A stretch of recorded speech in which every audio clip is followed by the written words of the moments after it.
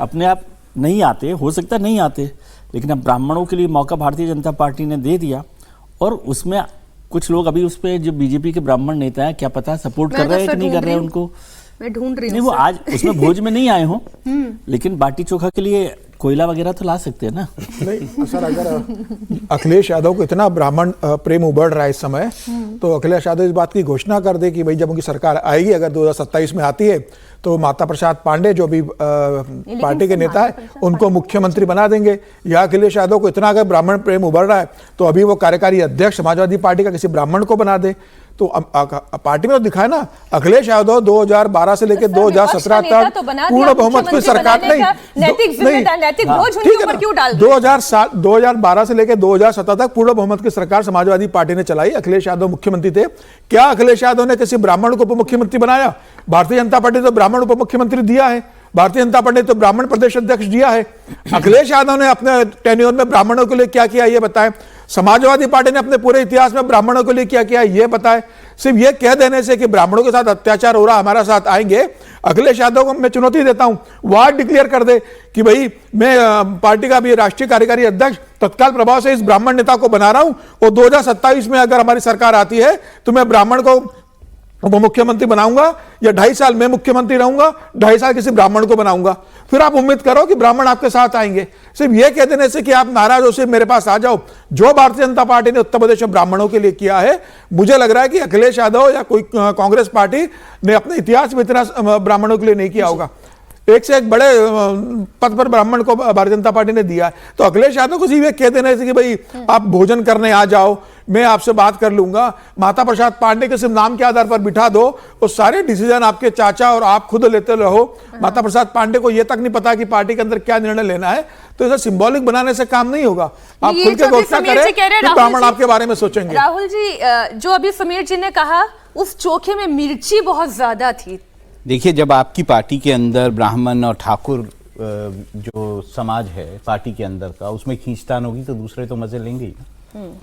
तो अगर वहां पर जो हो रहा है, ये खींचतान चल रहा है, देखिए बीजेपी का कोर वोट बैंक जो है ब्राह्मण रहा है उत्तर प्रदेश में काफी ज्यादा, बीजेपी का। और ऐसे में उनका ये कहना है कि अगर आप जो विधानसभा देख लीजिए या परिषद देख लीजिए, उसमें ब्राह्मणों का जो वैसे प्रदेश में जो परसेंटेज है उसके हिसाब से 12% रिप्रेजेंटेशन है, जो रिप्रेजेंटेशन है वो विधानसभा विधान परिषद में नहीं। मैं तो सब संख्या के आधार पर मैं कह रही हूँ कि ब्राह्मणों की संख्या जो है वो 12% है। मैं कह रहा हूँ उसी के अनुपात में उनका ये कहना है, ब्राह्मण विधायकों का या उसके समाज के लोगों का, कि हमारा उतना जो है एमएलसी या एमएलए उतने नहीं है जितने होने चाहिए उस अनुपात में। तो ये बात उनको अखर रही है। दूसरा ये भी बात अखर रही है कि जो उत्तर प्रदेश में जो आरोप लगाया जाता है, मैं ये नहीं कहता कि ये सच है, ये झूठ है, ये जो ठाकुर राजनीति जिस तरह से बढ़ी है, उसको लेकर भी कहीं ना कहीं ब्राह्मण जो नेता हैं बीजेपी में, वो अपने आप को इनसिक्योर फील करते हैं। और ऊपर से ऐसे में उनकी एक बैठक हुई, हमने अभी मेंशन किया, उससे पहले दूसरे समाजों की बैठक हुई बीजेपी में, और इस बैठक को पॉइंट आउट करना वो भी उनको कहीं ना कहीं चुभ रहा है। और अभी समीर जी ने जो बात कर दी ब्राह्मण अध्यक्ष की, वो उन्होंने और उनका जख्म कुरेद दिया। अभी तो ब्राह्मण अध्यक्ष ही बनने वाला था भारतीय जनता पार्टी में, वो आखिर आते आते वो ब्राह्मण का नाम कट गया। और ये चैलेंज तो बीजेपी के लिए भी इस बार हमने ठाकुर मुख्यमंत्री बना दिया 2 बार, तो अगली बार हम ब्राह्मण मुख्यमंत्री बनाएंगे। दोनों लोग चैलेंज स्वीकार करें। हाँ जी समीर जी, उप मुख्यमंत्री है ना, उप मुख्यमंत्री तो है, ठाकुर दिया है, ठाकुर मुख्यमंत्री है 10 साल से, ब्राह्मण भी बन जाए मुख्यमंत्री दिया। तो सब जगह राजस्थान में दिया है ना भारतीय जनता पार्टी ने। भजनलाल राजस्थान में है, भारतीय जनता पार्टी के मुख्यमंत्री ब्राह्मण है, ऐसा नहीं है। केंद्र में भी भारतीय जनता पार्टी के बड़े ब्राह्मण लीडर है। तो भारतीय जनता पार्टी तो सबको साथ लेके चलती है, इसमें कोई दो राय नहीं है। अखिलेश यादव तो एमवाई की बात करते हैं ना, एमवाई किसके साथ जुड़ा है? अखिलेश के साथ जुड़ा हुआ है। पीडीए की बात कौन करता है? अखिलेश पीडीए की बात करते हैं। तो अखिलेश को इस बात का जवाब देना पड़ेगा ना कि जब वो एमवाई और पीडीए की बात करते हैं और ब्राह्मणों को लुभाने की कोशिश कर रहे थे, वो बताया कि ब्राह्मणों को क्या देंगे, वो लोकसभा में कोई ब्राह्मण का नेता बना देते।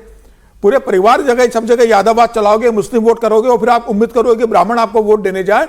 और उनके साथ तो जो ब्राह्मण विधायक थे राज्यसभा चुनाव में उन्होंने क्रॉस वोटिंग की।